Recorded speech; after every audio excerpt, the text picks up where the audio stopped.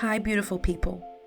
Welcome to the Fort Salem Library, where we read you your fanfiction. So sit down or don't, relax or don't, and enjoy these stories in a way you have not before.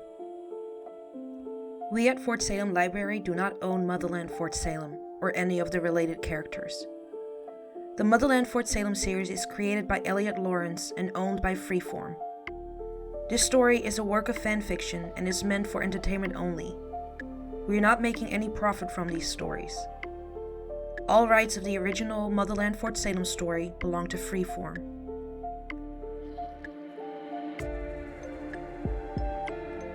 We also do not own Ghost, or any of its original characters and storylines. We did, however, get permission from the author to read their story. This story was created and written by fab_fan, and you can find the link in our show notes. This story is being read to you by Celine.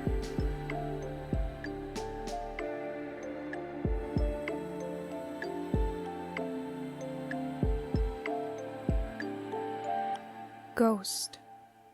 What is a ghost? A memory? A spectre? A lost chance?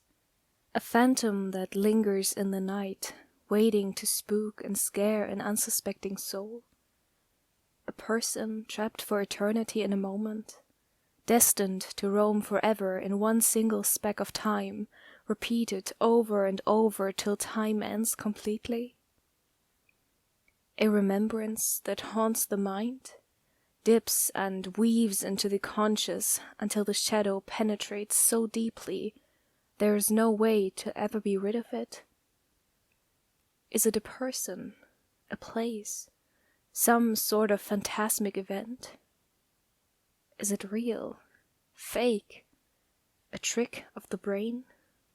Is it a hushed word in the grey space between light and dark, in the unclear chaos between life and death? Is it peaceful, rabid, good, bad, a fairy tale or truth, a myth or monstrosity born of fact? Does a ghost know they are a ghost? Do the living know? Is something that haunts a person a thing that is welcomed, meant to be acknowledged? Or is it meant to be ignored, viewed with a sneer? Is it a sign of mental illness, insanity? Or merely another part of the wider world, nature and the goddess and the universe at play? Beyond comprehension, or so simple even a child in a rocking bassinet could understand. Raelle stared out into the empty field. She knew ghosts were real, had seen them more than once. Hell, Samhain was all about the barrier between this world and the next, lowering enough to allow both sides to come together. For spirits of a dead regiment to fight one last battle, and candles lead loved ones back to their people for a few quick hours before being reclaimed once more. The necros knew a hell of a lot more than she did about it all. Death, the other side, ghosts. Snorting to herself, the blonde rolled her eyes and jammed her hands into her trouser pockets. The stiffness that had seemed to ache in her knuckles for months now cracked as she bent her fingers, and the calluses jutted against her palms and fingertips. Wetting her lips, she blinked and rolled her shoulders.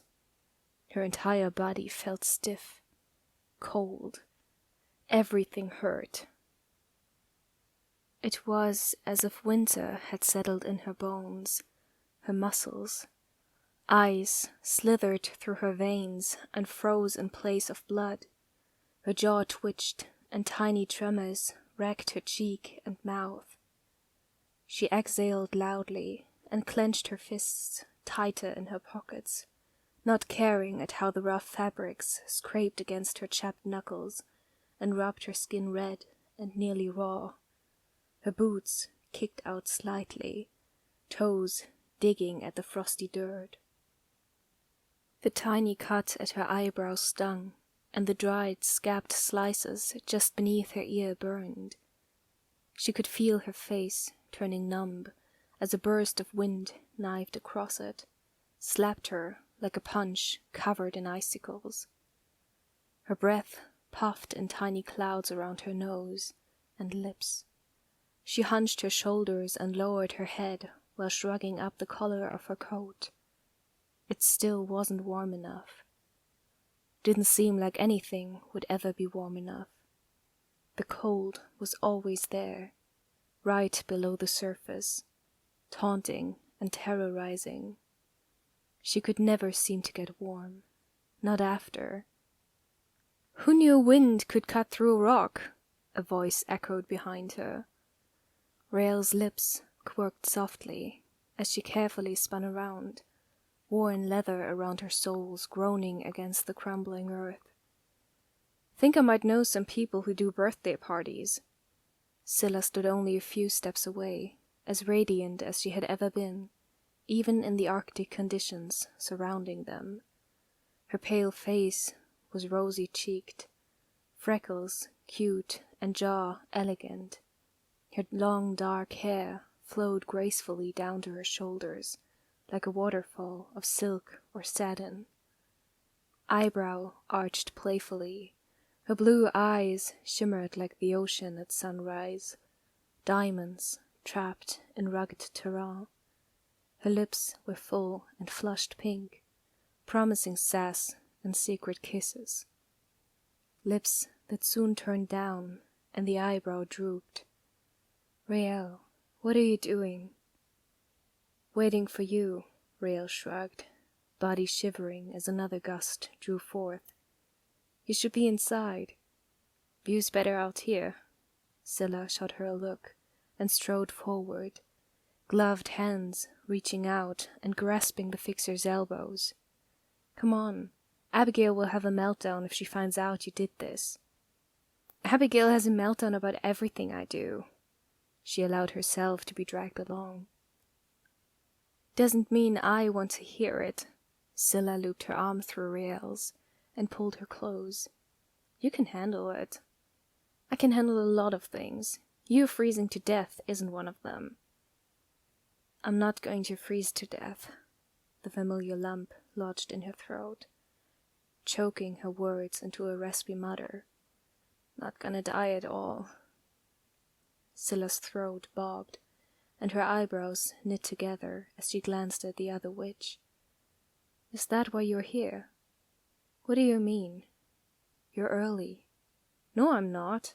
"Yes, you are," Scylla sighed. "You don't usually come here either."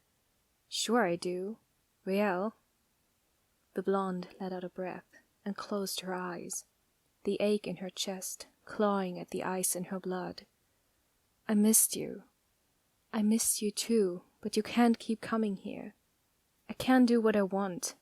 Her eyes snapped open. "This isn't what you want." "How would you know?" Rael stopped abruptly and whipped around to face the brunette. "How do you know anything about what I want or don't want?" "Really? You're going to try that with me?" Scylla's eyes met hers. "Things are different, Syl. They're not like when we were together." The words smashed into Rael. When they were together. "We are together." Rael's hand flung out of her pocket and gestured empathetically. "I'm with you. I love you." "Rael." "No!" Rael's eyes widened. "I told you I would always love you, that I would always be with you. You said the same damn thing." "And I meant it. You know I did." Scylla shook her head. "But you can't do this to yourself." "Do what? See my girlfriend? The woman I'm in love with?" Rael's eyes blazed as her chest burned and stomach twisted. "Visit my friends? My family? Every single person I care about?" "This isn't real, Rael." "The hell it isn't!" She stumbled back a step, fists clenching and unclenching as her legs begged to move and her heart pounded. "You're real, the realest thing I've ever known. Damn it, Scylla, don't tell me this isn't real." "It's not." "It is." Rael waved her hands. "This is real. You are real. Not like you want me to be. I want you, that's it. I don't care how. I love you. I'm dead, Rael. The world paused. The earth disappeared. The air in Rael's lungs turned to stone. I'm dead. Scylla stepped towards her, eyes apologetic and tender. Abigail is dead. Telly is dead. You're dead. Your mom. Stop. Anacostia. Gregorio. Idil. Stop it. We died, Rael. Scylla's words washed over the blonde as she pressed close, barely a sliver of light between their bodies. I'm sorry. No, Rael locked her jaw. That's not... You know it's true. She did. God damn it, she did. You have to stop doing this to yourself. Scylla slowly reached out till the tip of her finger brushed against her lover's temple. She traced an affectionate trail down to cup the blonde's cheek. I love you. It's not fair to yourself to keep coming here. Where am I supposed to go? Rael whispered. Scylla's face dropped. You said it, Rael gulped, eyes wet. Everyone is here. Everyone. Except me. A harsh, bitter, humorless chuckle barked out. Funny, right? When we first met, I had that stupid, hot garbage plan to get myself killed. Her chin quivered. Wanted to end it all quickly. See my mom, not make my dad suffer. I wanted to die so many goddamn times. A tear clung to her eyelash. I can't die. I've tried, and I can't. Scylla's thumb wrapped her cheek. Her eyes, trying to say the words her mouth couldn't form. Provide some form of comfort. Solace. This damn mycelium chose me. She chose me and she won't let me go. Rael sniffed. But I can see you. I can see you and Abigail and Telly. You're here. The mycelium was dead witches. You're all here. She blinked, a tear trickling down to pool against the crook of Scylla's thumb. So yeah, I'm going to keep coming here. If the mycelium makes me live forever, won't let me die, then I'm going to use her to see you. I don't care. I love you. I'm always going to love you. It's been so long, and I'm not going to find anyone else. I don't want anyone else. I've always wanted you.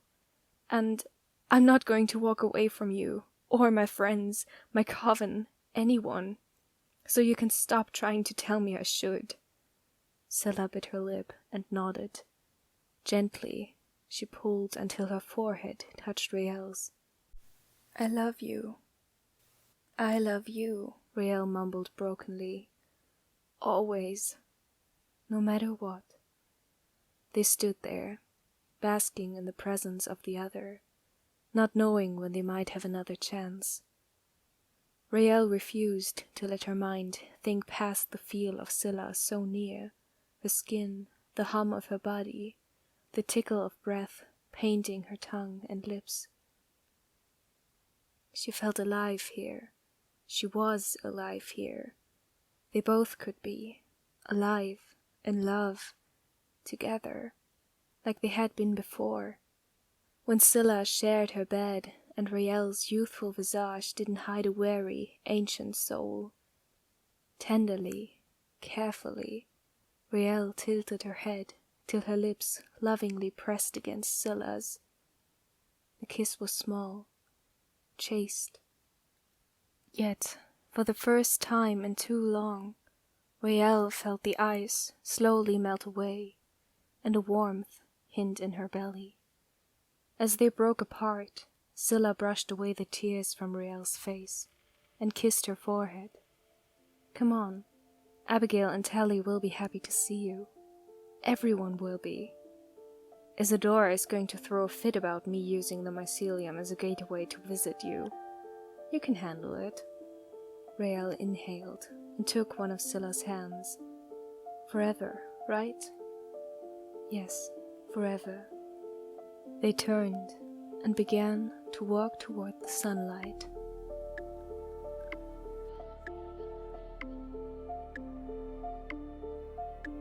Please find the fanfiction you just listened to on Archive of Our Own and leave the author some love. Without them, this wouldn't be possible, and we want to thank them from the bottoms of our hearts for creating these amazing stories and keeping the show alive.